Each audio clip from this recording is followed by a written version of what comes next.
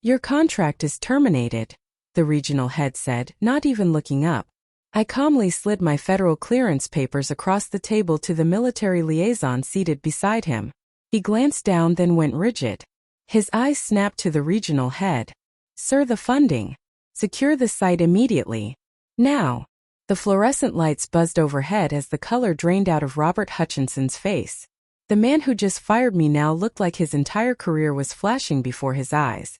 The military liaison, Colonel James Wright, had gone completely still, his fingers gripping my clearance documentation like it might detonate. Stories like this happen more often than most people realize. This is what unfolds when corporate arrogance runs headlong into federal accountability. Welcome to the Payback Files, where workplace justice isn't a fantasy, it's documented reality. If accountability stories like this resonate with you, consider subscribing. Every subscription helps bring more of these forward. And together we're building toward that 7,000 subscriber milestone. My name is Sophia Hartwell. At the time all this happened, I held the position of Senior Systems Integration Specialist with TS/SCI clearance. I came from a background that taught me to value every person's contribution, no matter their title. My parents ran a community center in Ohio, and they showed me early on that empathy isn't weakness, it's wisdom. That foundation shaped everything about how I approached my work and the people around me. The termination happened on a Wednesday morning in March. I'd spent 18 months at TechCorp Defense Solutions, embedded in their classified systems division. The facility sat in an unremarkable office park outside Arlington, Virginia. The kind of place that looked like any other tech office from the street, but required 3 separate security checkpoints to actually enter. Robert Hutchinson had been promoted to Regional Operations Director about 6 weeks earlier. He came from the commercial side of the business, someone who'd spent his career squeezing profit margins and trimming what he considered redundant expenses. He carried that particular brand of confidence that comes from succeeding in one arena and mistakenly assuming you understand every arena. His first company-wide email had been about streamlining operations and maximizing resource efficiency. Translation: he intended to cut positions and renegotiate contracts. Those of us on the classified side traded worried looks, figuring our federal oversight would offer some protection. We were wrong, or rather I was wrong about how far someone could go without grasping what he was actually cutting. The meeting had been scheduled with just 12 hours notice. Contract review session, the invite read. No agenda, no materials, just a time and a room number. I arrived at 8:30 sharp. It was one of the smaller conference rooms, beige walls, a table for 8, a window overlooking the parking lot. Robert sat at the head, laptop open, barely acknowledging me as I walked in. Colonel Wright sat to his right in uniform, clearly uncomfortable. Miss Hartwell, Robert began, eyes still on his screen. Thank you for coming. This will be brief. I set my bag down and stayed standing. Something in his tone told me sitting would be a mistake. After reviewing our contracted personnel costs, I've determined that your position represents an inefficient allocation of resources. Your skill set, while specialized, can be covered by redistributing responsibilities among existing staff. He finally looked up, expression practiced and flat. Your contract is terminated, effective immediately.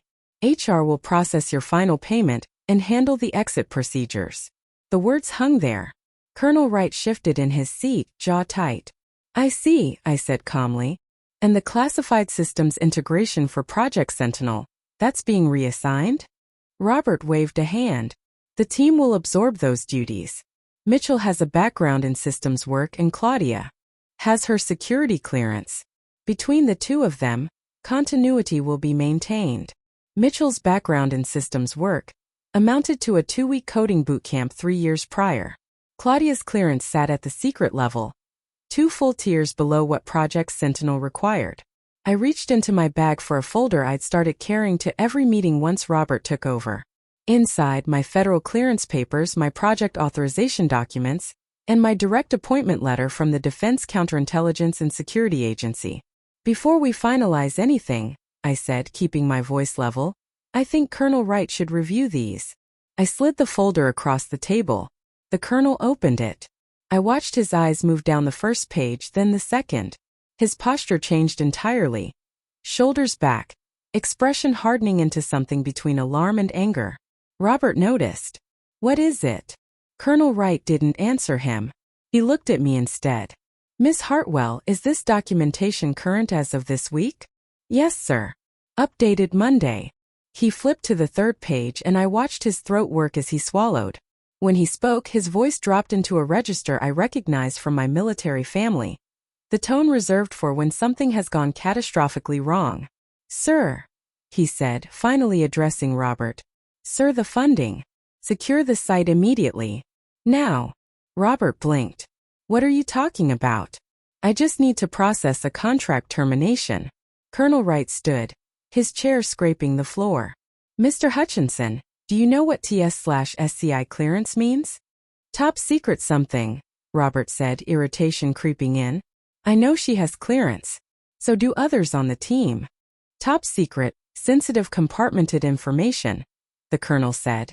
It's not just a clearance level. It's access to specific programs. Ms. Hartwell isn't just a contractor.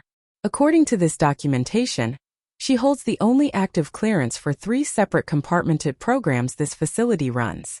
Not 1. 3. He set the folder down and pointed at specific sections. She's the primary systems integrator for Project Sentinel, the secondary failsafe administrator for Operation Watchtower, and the sole certified technician for the Aegis protocol implementation at this site. Robert's confidence flickered. Then we'll get her clearances transferred. It's just paperwork. It's not just paperwork, Colonel Wright said, an edge entering his voice now.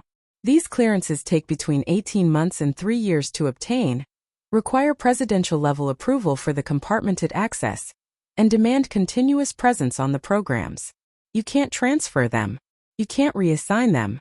And you absolutely cannot have a gap in coverage. He tapped another section. Do you see this notation? Critical infrastructure designation. Do you know what that means? Robert said nothing. It means that if this facility loses its certified operator for these systems, federal funding is suspended pending security review. Not paused. Suspended. Every contract tied to these programs enters immediate review status.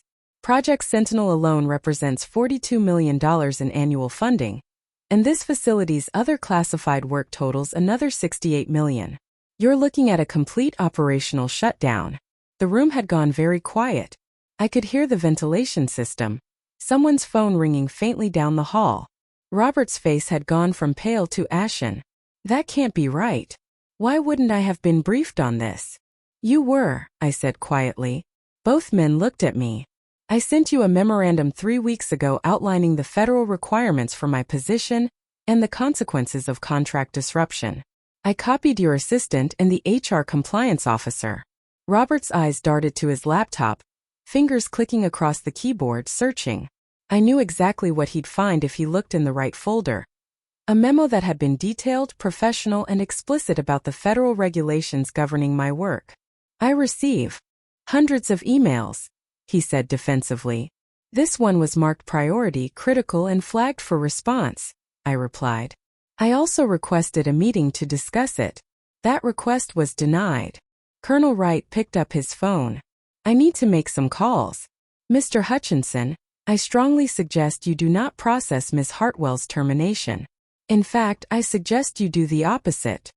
He stepped out, already dialing, his voice dropping into urgent, clipped tones as the door closed behind him. Robert and I were alone. He stared at his laptop, then the folder, then me. You could have mentioned this when I started the meeting, he said. You didn't ask, I said. You scheduled a meeting with 12 hours notice, gave no agenda, and opened by terminating my contract. I responded by providing the relevant documentation to the appropriate authority. That's protocol. This is, he gestured vaguely. This is a miscommunication. No, I said, keeping my voice even and factual. This is what happens when someone makes decisions about systems they don't understand. You assume that because I'm a contractor rather than a federal employee, my position was flexible. You didn't review the specific requirements of my work. You didn't consult the program managers. You didn't check the federal regulations. You made an assumption, and it was wrong. He looked like he wanted to argue, but the door opened and Colonel Wright came back in, expression grim. I just spoke with the program director at DCSA. They're sending an emergency assessment team. ETA 4 hours. Until they arrive and complete their review, all classified operations at this facility are suspended. Mr. Hutchinson, you're going to need to brief your chain of command immediately. Robert's hand shook slightly as he reached for his phone. What do I tell them? Tell them you attempted to terminate the contract of the only cleared systems integrator for 3 critical infrastructure programs, without consulting federal authorities, and that we're now in crisis containment mode. The colonel's tone stayed absolutely flat. And tell them to have legal standing by. Robert stepped out, phone to his ear, voice already climbing with stress. Colonel Wright looked at me. Miss Hartwell, I apologize for this situation. You didn't create it, sir. No, but I should have caught it sooner. I've been reviewing contract personnel lists, but I didn't cross-reference them against the critical infrastructure designations. He paused. How long have you known he was planning this? I suspected after his 2nd week when he started asking about contractor optimization. I knew for certain when my meeting request was denied, and I saw similar termination meetings scheduled for 3 other specialized contractors. The others, do any of them have federal designations? One does. Jackson Reeves, the cryptographic systems auditor. He holds dual program clearance. Colonel Wright closed his eyes briefly. Did Hutchinson schedule his termination too? Friday. The colonel made another call. When he hung up, he gestured for me to sit. I did. Walk me through something, he said. How did someone with Hutchinson's background get authority over federally designated positions? TechCorp's corporate structure separates commercial and defense divisions, but regional directors oversee both. For administrative efficiency, I explained. It's supposed to be a cost-saving measure. The defense contracts have federal oversight, but day-to-day management, HR, facilities, contract administration, runs through the regional level. So corporate efficiency created a gap where someone without security clearance could make decisions about cleared personnel. Exactly. The federal program managers oversee the work itself, but the employment contracts run through corporate. Robert has hiring and firing authority within his region. The system assumes he'll consult with program managers before making changes. He didn't. The colonel shook his head slowly. That's a structural disaster waiting to happen. It's happened before, I said. TechCorp lost a facility in Colorado 2 years ago over something similar. Different regional director, same issue. He terminated a critical position without understanding the federal implications. That facility lost its certification and had to shut down. 40 people lost their jobs.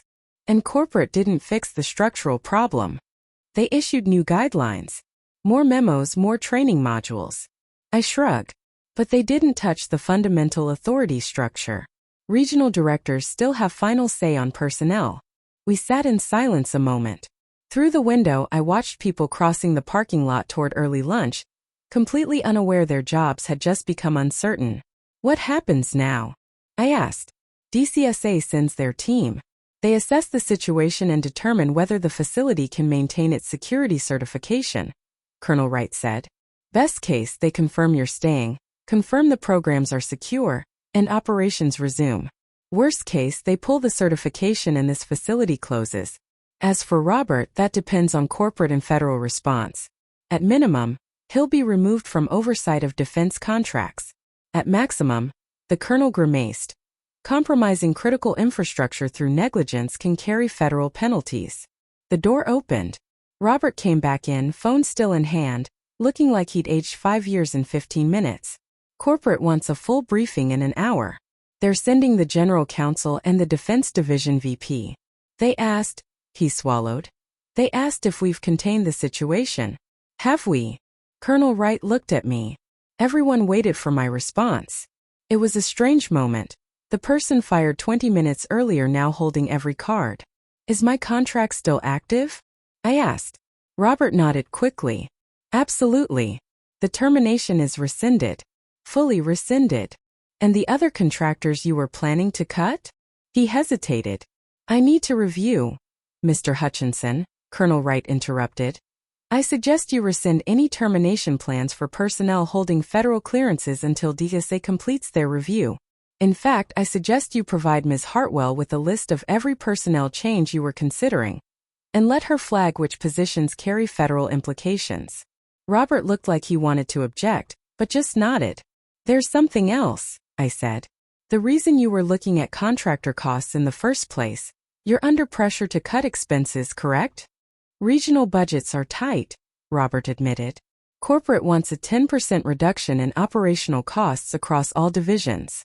And you thought cutting high-salary contractors was the solution. Contractors cost more per hour than employees. It seemed logical. It would be, I said, if you were running a commercial operation. But defense contracts work differently. The federal government funds specific, specialized positions. You can't cut those positions and pocket the savings.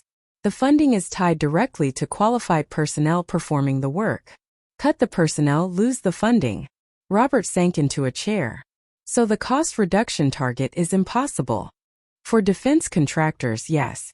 The savings have to come from efficiency improvements, process optimization, overhead reduction, not personnel cuts. At least not specialized, cleared personnel. I paused. That was in the memo I sent you. He put his head in his hands. Colonel Wright's phone buzzed. He checked it and stood. DCSA's team is ahead of schedule. 90 minutes out. Mr. Hutchinson, I need you to prepare a complete briefing on this incident.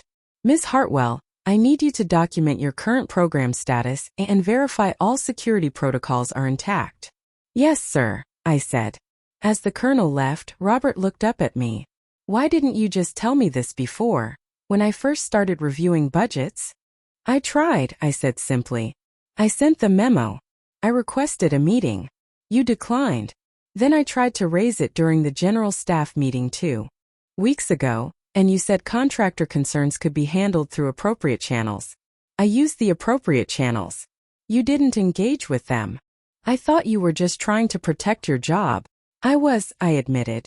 But not just my job. Everyone's jobs. This facility employs 230 people. If we lose federal certification, they all lose their positions. So yes, I was protecting my job, but I was also trying to prevent exactly what's happening right now. He stared at the table. What do I do? It wasn't really my place to advise the man who tried to fire me an hour earlier. But I thought of my parents' community center, of how they'd approach someone who'd made a mistake. Be honest in your briefing, I said. Don't minimize what happened, don't make excuses. Explain that you didn't understand the federal contract structure, and that you've learned from this. Show them you're taking steps to prevent it from happening again. And listen to the people who actually understand these systems. Robert nodded slowly. Will you stay after all this? That depends, I said. Am I staying because I'm critical infrastructure you legally can't remove? Or am I staying because TechCorp values the work I do and wants to support it properly? Both ideally, he offered weakly. That's honest at least. I stood and gathered my folder. I'll prepare the documentation for DCSA. We'll see what corporate and federal decide, and then I'll make my own decision. I left Robert in the conference room and headed back to my office, a small secure workspace tucked in the classified section of the facility. The area required badge access and biometric verification. My office itself was a SCIF, a sensitive compartmented information facility, purpose-built to prevent electronic eavesdropping or data leakage.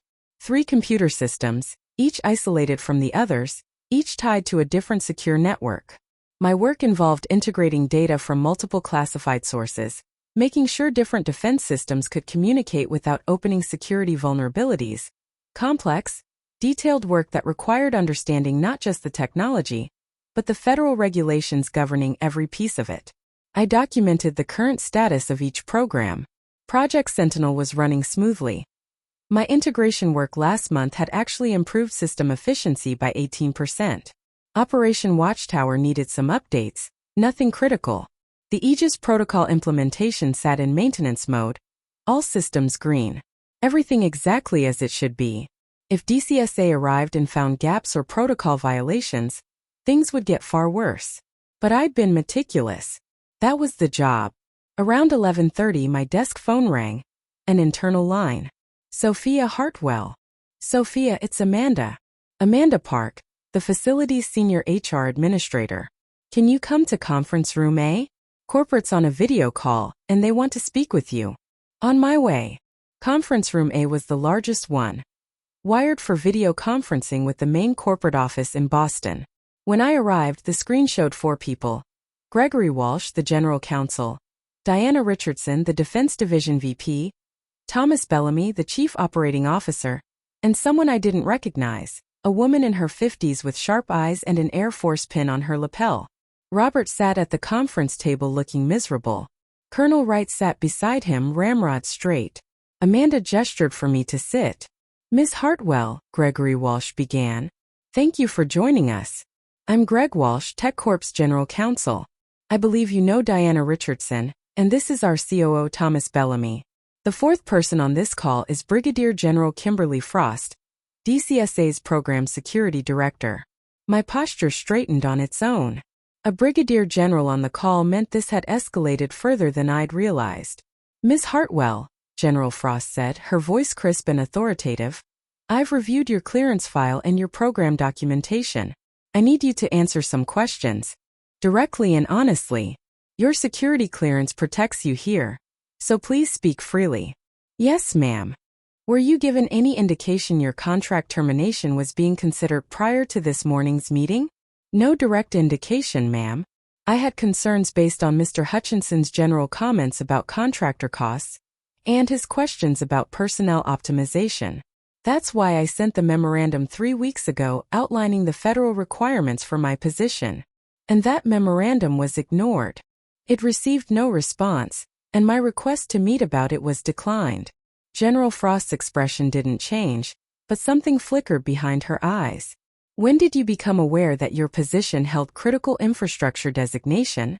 I was informed when I received the designation 14 months ago, ma'am. DCSA sent the formal notification and briefed me on the additional reporting requirements and security protocols. And you've maintained those protocols? Yes, ma'am.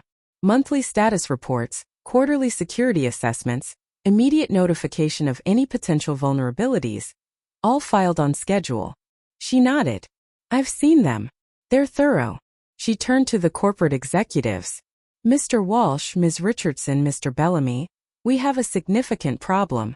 This facility holds certifications for 9 separate classified programs, representing approximately $110 million in annual federal funding. 3 of those programs, representing $42 million, are currently at risk because of this incident. Diana Richardson leaned forward. General Frost, we've rescinded the termination. Ms. Hartwell's contract is secure. Can't we move forward on that basis? Not immediately, General Frost said. The issue isn't only whether Ms. Hartwell stays. The issue is that your corporate structure allowed this situation to occur at all. A regional director without security clearance, without understanding of federal contracts, was given authority to terminate critical infrastructure positions. That's a fundamental security vulnerability. Thomas Bellamy spoke up. General, our regional directors manage administrative functions, not program content. The oversight is supposed to be separate. Supposed to be, General Frost repeated.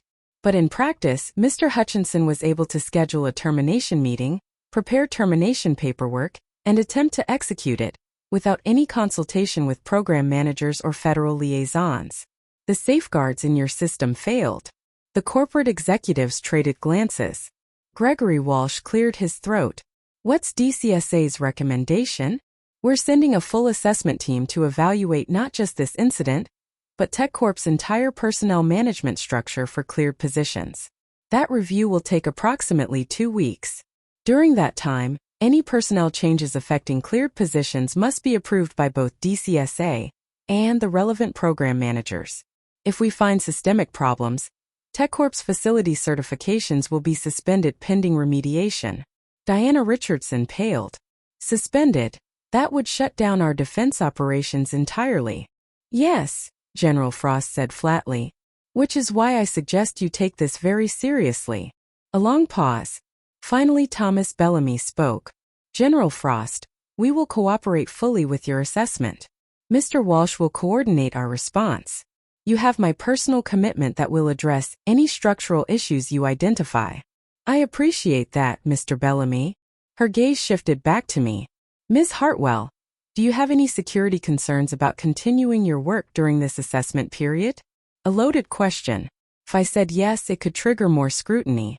If I said no while concerns actually existed, I'd be violating my security obligations. No immediate security concerns, ma'am, I said carefully. All programs are operating within normal parameters. However, I recommend that any planned system updates or modifications be delayed until the assessment is complete, to avoid raising compliance questions. Agreed. Coordinate with Colonel Wright on a holding status for non-critical updates. She turned back to the executives. We'll have our assessment team on site Monday morning. I expect full access to personnel files, management structures, and policy documentation. Coordinate with my office to arrange facilities. Understood, Gregory Walsh said. The call ended. For a moment nobody in the room moved. Then Diana Richardson's voice came through the speakers again. She'd stayed on the line, muted for the others. Sophia, can you stay on for a moment? Robert, Colonel Wright. Thank you, we'll be in touch. A clear dismissal. Robert left quickly, relief and worry warring on his face. Colonel Wright caught my eye, gave a small nod of support, and departed. Amanda checked that the door was closed and the room secure, then left too. I was alone with the screen and 3 executives. Sophia, Diana Richardson began, her tone shifting, less formal, more direct. I need to understand something. This memo you sent Robert. Did you send copies to anyone else? I copied his assistant and the HR compliance officer as I mentioned. I also filed a copy in the secure program documentation system, per protocol. But you didn't escalate to corporate. No, ma'am. The reporting structure says facility-level issues go through the regional director. I followed the structure. Thomas Bellamy leaned forward. Even when the regional director was the problem. I didn't know he was the problem until he ignored the memo, I said. I thought I was providing information he needed. When he didn't respond, I assumed he'd reviewed it and decided a meeting wasn't necessary. I didn't know he was planning terminations until yesterday's meeting was scheduled. Gregory Walsh studied me through the screen. You had 12 hours notice for that meeting. You prepared documentation, brought your clearance papers, knew exactly how to handle the situation. That's not a panic response. That's preparation. He wasn't wrong. I'd spent most of Tuesday evening making sure I had everything I might need. I prepared for multiple possibilities, I said. Best case, the meeting was routine administrative review. Worst case, termination. I brought documentation relevant to either scenario. And you knew exactly who to hand it to, Diana Richardson observed. Not Robert, the military liaison. Colonel Wright has federal authority over program security. Mr. Hutchinson has corporate authority over contracts. For a matter touching both, yes, ma'am, I knew who needed to see the documentation first. Thomas Bellamy smiled slightly. You outmaneuvered him. I followed protocol, I corrected. There's no regulation saying I have to make it easy for someone to violate federal security requirements, even if that someone is trying to fire me. Gregory Walsh actually laughed, a short bark of sound. Fair point. He sobered. Sophia, I'm going to be blunt. This is a disaster for TechCorp.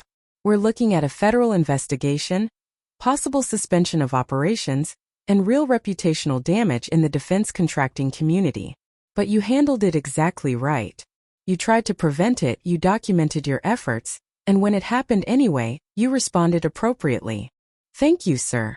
Which brings us to the real question, Diana Richardson said. Are you going to stay? I took a breath. That depends on what happens next. Explain. Right now, I'm valuable because I'm critical infrastructure and removing me would trigger federal penalties. That's not the same as being valued for the work I do. If TechCorp fixes its structural problems, implements real oversight for cleared positions, and ensures this can't happen again, then yes, I'd consider staying. If this becomes a temporary patch that reverts to the same problem in 6 months, then no. I'll fulfill my contract obligations, help transition my responsibilities if that's possible, and move to an organization that takes federal security seriously. The 3 executives traded glances. Something unspoken passing between them. What if we offered you a different role? Thomas Bellamy asked. I blinked. Sir, this incident exposed a gap we didn't know we had, he continued. We need someone who understands both the federal requirements and the corporate operations. Someone who can bridge that gap and make sure regional directors never again make decisions about things they don't understand. Diana Richardson picked up the thread. We're creating a new position, Director of Cleared Personnel Operations. Corporate level, reporting directly to me. Your responsibility would be oversight of all personnel decisions affecting cleared positions across every TechCorp facility. You'd review any proposed changes, ensure federal compliance, and serve as liaison between corporate management and program security. My mind raced. A significant promotion, from individual contributor to director, from single facility to corporate-wide scope. You'd still maintain your clearances and your program access, Diana added. But you'd also have authority to intervene when situations like this arise. Think of it as institutionalizing what you did today, making sure someone with your knowledge is always in the loop. Gregory Walsh leaned in. To be clear, Sophia, this isn't a bribe to keep quiet about what happened. The federal assessment is happening regardless. This is us recognizing that we need this function, and you've proven you understand it better than anyone else we have. What about Robert? I asked. Mr. Hutchinson will be reassigned to a purely commercial region, Diana said. No defense contracts, no cleared personnel. He'll have opportunities to rebuild his career, just not in an area where he can compromise federal programs. And the structural changes?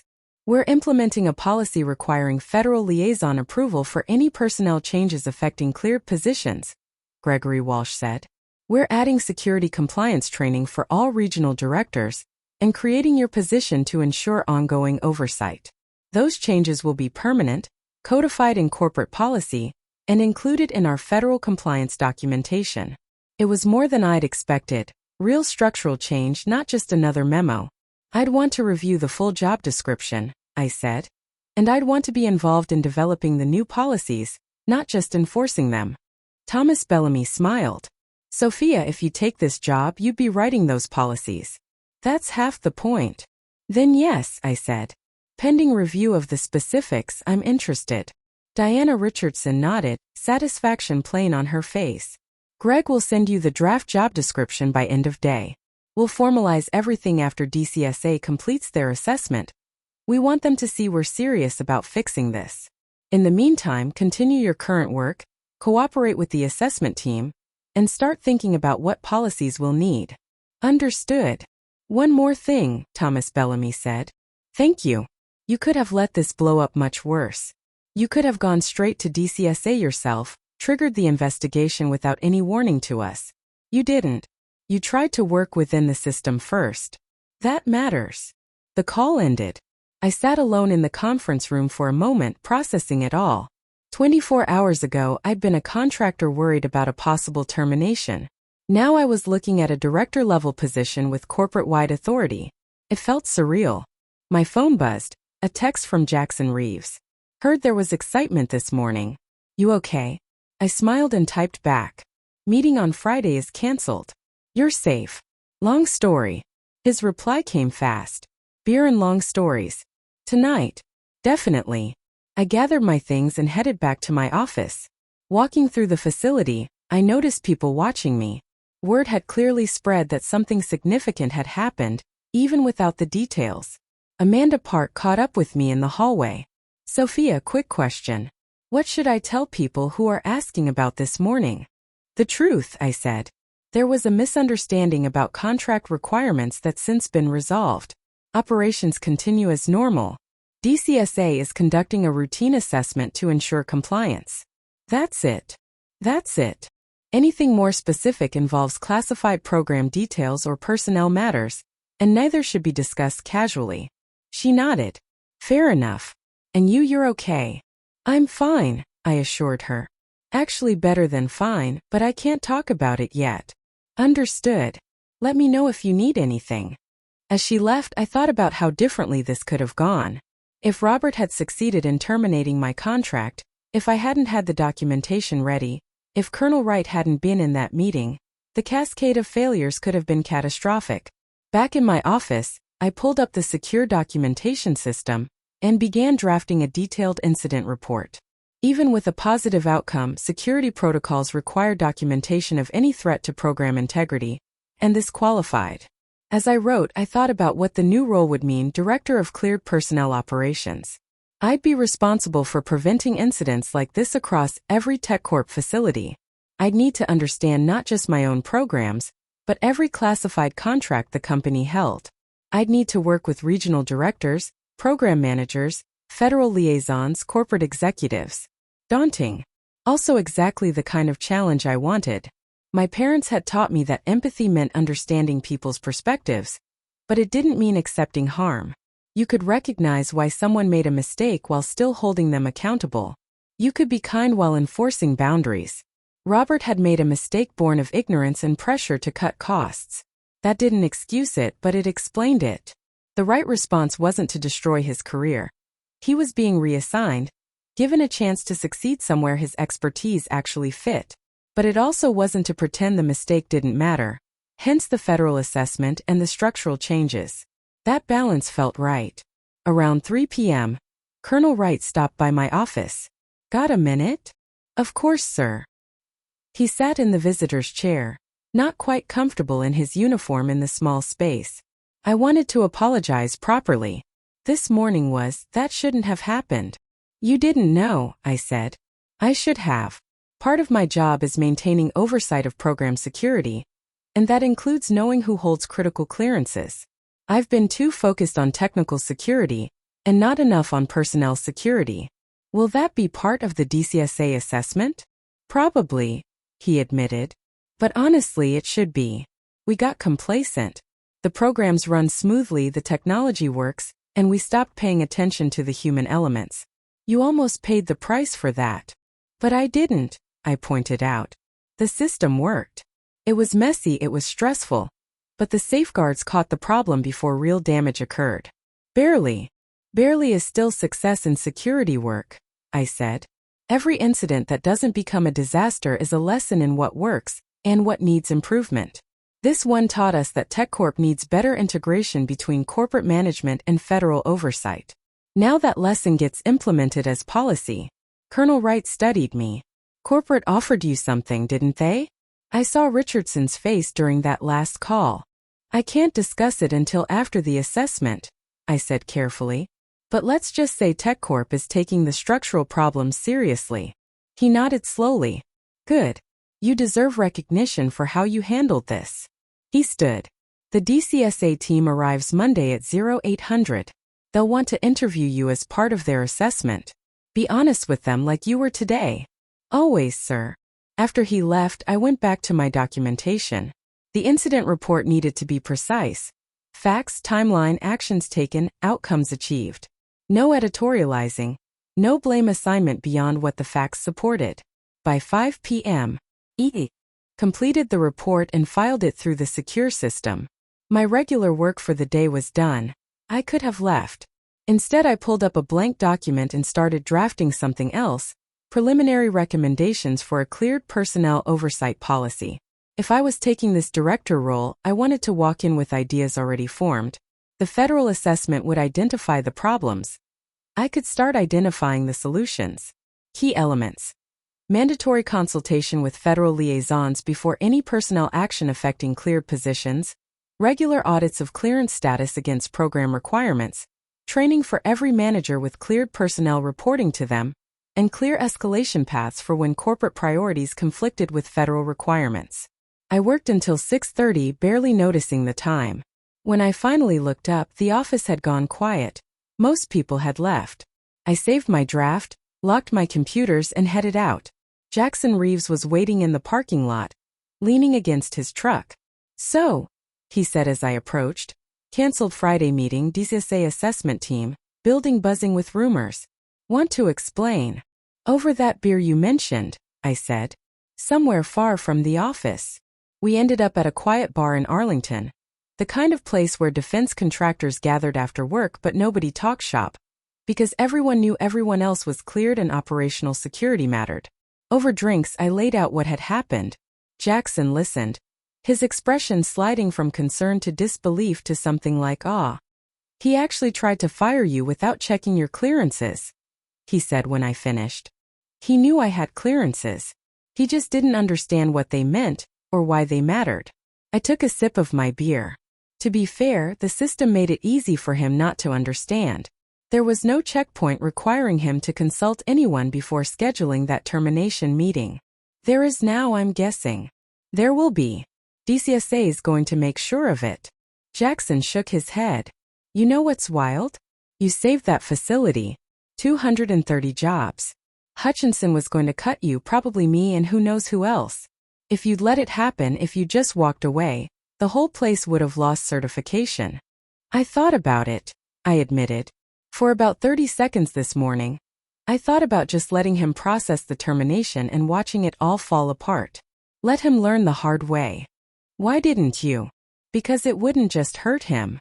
It would hurt everyone, the federal employees on those programs, the contractors like us, the administrative staff who have nothing to do with classified work but would lose their jobs anyway. Revenge isn't worth that cost. So instead you schooled him in federal regulations and apparently impressed corporate enough to offer you a promotion. I smiled.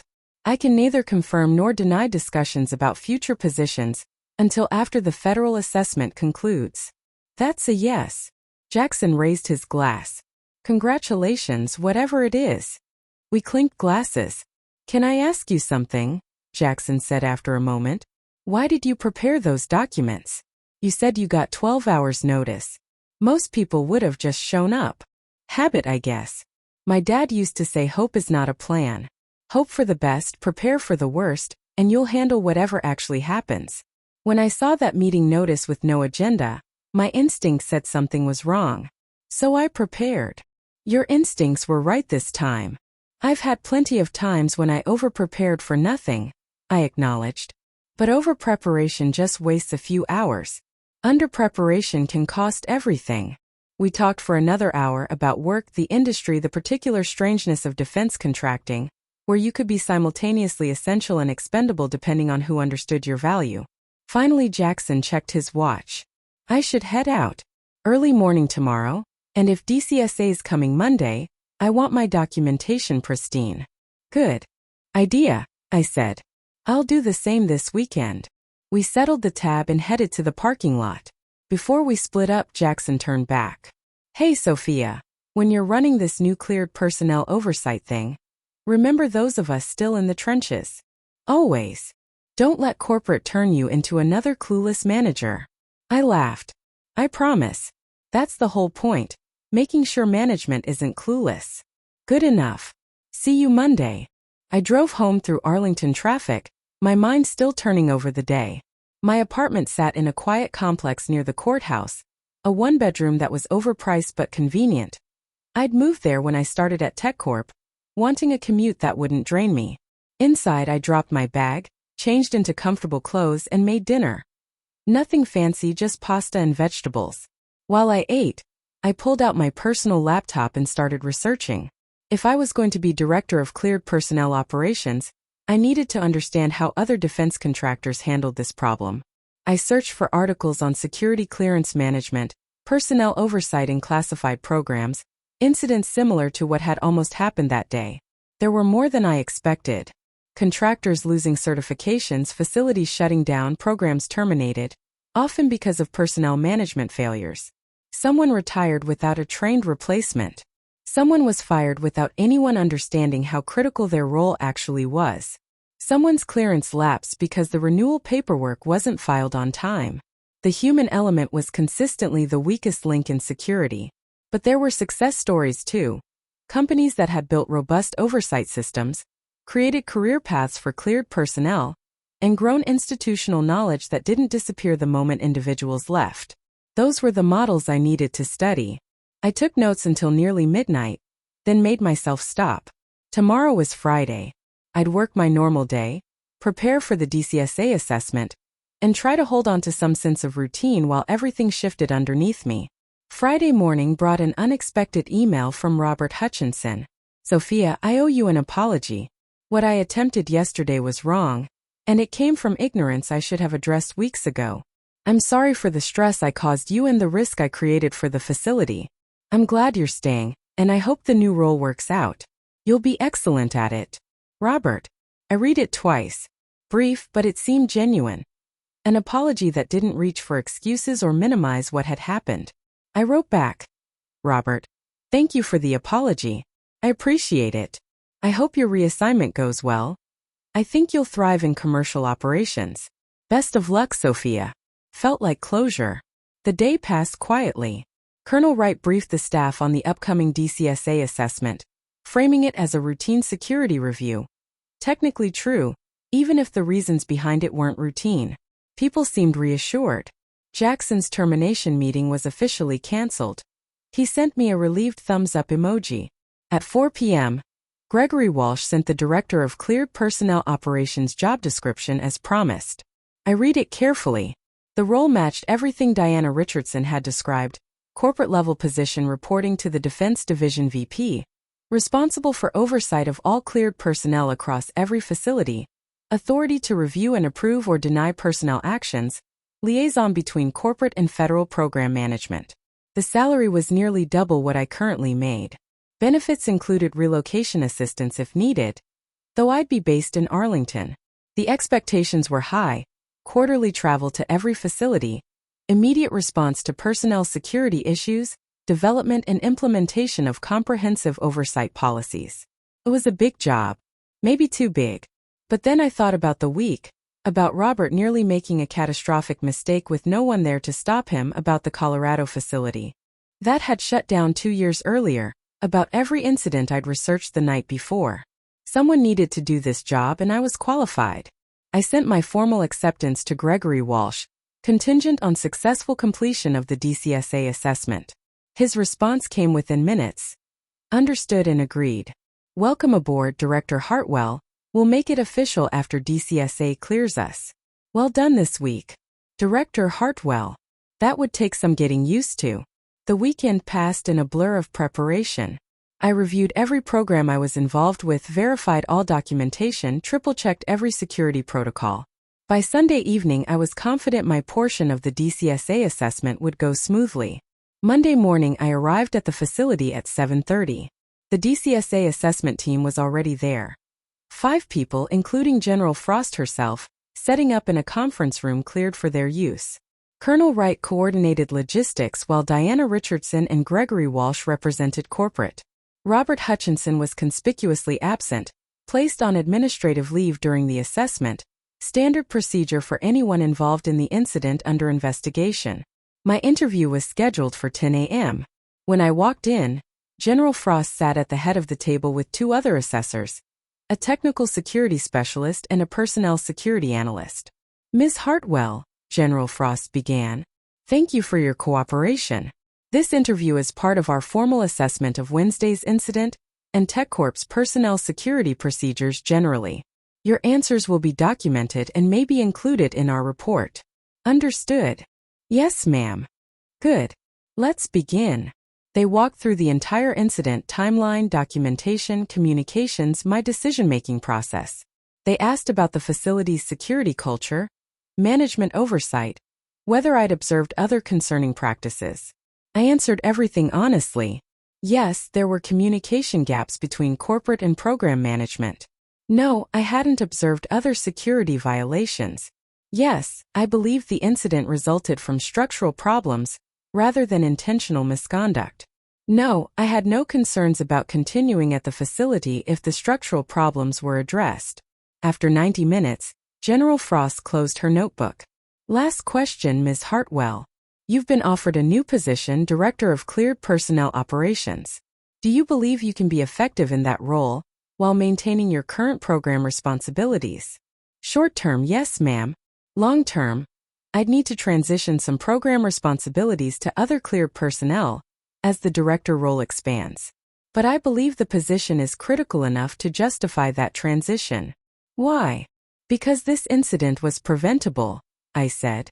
With proper oversight, Mr. Hutchinson would have known he couldn't terminate my contract before he ever scheduled that meeting.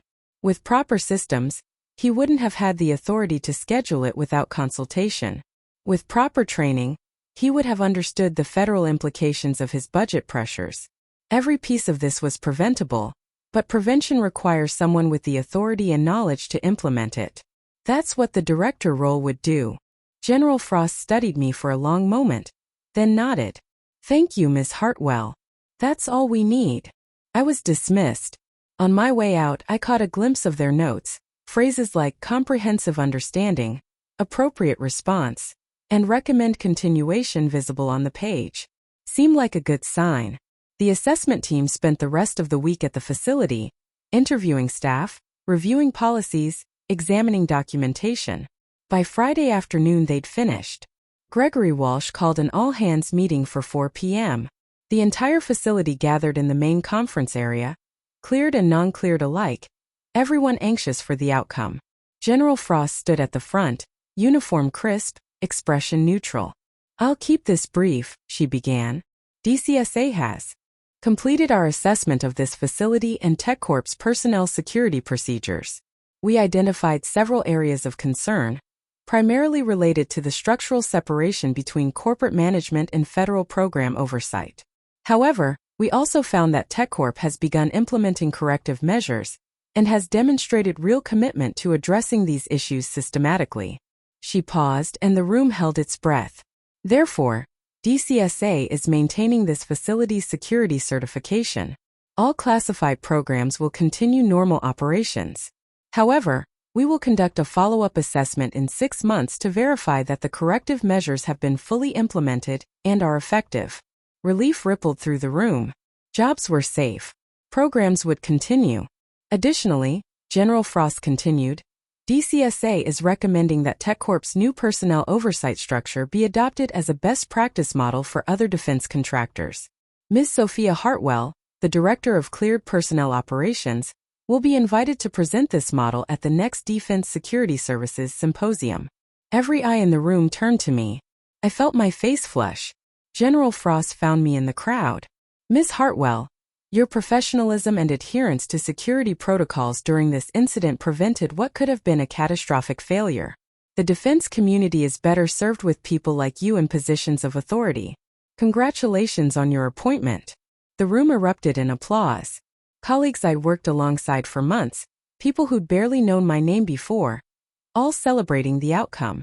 When the meeting broke up, I was surrounded by well-wishers.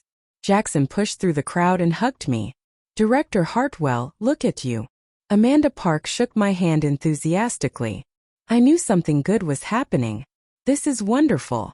Even Colonel Wright approached, offering a crisp salute I wasn't technically entitled to but appreciated all the same. Well deserved, he said simply. Diana Richardson pulled me aside as the crowd thinned. Sophia, let's meet Monday morning to discuss your transition plan. We want you in the director role officially starting the 1st of next month. That gives you 3 weeks to wrap up your program work and prepare. Thank you, I managed. I'll be ready. That evening I called my parents in Ohio. My mother picked up on the second ring. Honey, we haven't heard from you all week. How are things? Things are good, Mom. Really good. I got a promotion. I explained everything, the attempted termination, the federal intervention, the new role. She listened, asking occasional questions, and I could hear my father on the extension. When I finished, there was a pause. Sophia, my father said, his voice warm with pride, you did exactly what we always taught you. You stood up for what was right, but you did it in a way that protected everyone, not just yourself. That's leadership. Your new title sounds impressive, my mother added. But what matters is that you're using it to help people, to make sure others don't face what you faced. That's the work that matters. We talked for another hour, family, the community center, everything and nothing. When I finally hung up, I felt grounded again. The next 3 weeks were intense. I documented everything about my current programs, trained my replacement, a talented analyst named Morgan Phillips who'd been waiting for an opportunity like this, and started developing the comprehensive oversight policies for my new role. I visited TechCorp's other facilities, meeting with regional directors and program managers to understand their specific challenges. I worked with Gregory Walsh's legal team to draft policy language that satisfied both corporate and federal requirements. And I prepared my presentation for the Defense Security Services Symposium, distilling everything I'd learned into a model other contractors could adopt. On the 1st of the month, I officially became Director of Cleared Personnel Operations. My new office sat at TechCorp's corporate headquarters in Boston, though I'd spend most of my time traveling between facilities. My first official act was implementing a mandatory consultation process. Any personnel action affecting cleared positions now required review by the relevant federal liaison before it could be executed. A simple change, but it would have prevented exactly what Robert had attempted. My second act was creating a quarterly training program for every manager with cleared personnel reporting to them. Understanding federal requirements was no longer optional. It was part of the job. 6 months later, DCSA conducted its follow-up assessment. General Frost led the team again. The result? Full certification with commendation. TechCorp's personnel oversight system was now being held up as a standard for other contractors to adopt. At the Defense Security Services Symposium, I presented to an audience of 300 security professionals. I told them about the incident, about the near disaster, and about the systematic changes that kept it from happening again. During the Q&A, someone asked, "What would you say to other contractors who think this kind of oversight is too burdensome?" I thought about Robert, about the 230 people whose jobs had been at risk, about every incident I'd researched along the way. I'd say security isn't burdensome when you understand what you're protecting, I answered. We're not just protecting classified information. We're protecting the people who work with that information, the programs that depend on their expertise, and the national security mission that relies on those programs. That's not a burden. That's a responsibility. And if we're not willing to take that responsibility seriously, we shouldn't be in this business. The audience applauded. Afterward, General Frost approached me. "Well done, Director Hartwell.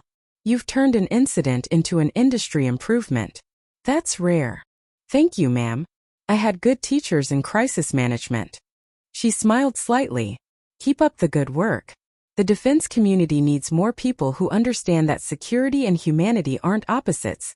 They're complementary." Looking back now, I sometimes think about that Wednesday morning in March, sitting in that conference room, hearing your contract is terminated, and making a split-second decision about how to respond. I could have answered with anger, with accusations, with immediate escalation. Instead, I answered with documentation, with protocol, with professionalism. That choice led to everything that followed. Not just my promotion, but genuine systemic change that protected thousands of cleared personnel across multiple facilities. It was never about revenge. It was about accountability, about ensuring mistakes become lessons rather than disasters, about building systems that protect everyone. That's what real payback looks like in the professional world. Not destruction but construction. Not tearing down the person who wronged you but building something better so the wrong can't happen again. And sometimes, if you're fortunate, that work gets recognized and rewarded. But even if it doesn't, it's still worth doing. Because that's what integrity means. If workplace accountability stories matter to you, subscribing helps share these experiences with others who need to hear them. Together, we're building a community that values both professionalism and humanity, and we're working toward that 7,000 subscriber milestone. Thank you for being part of this journey.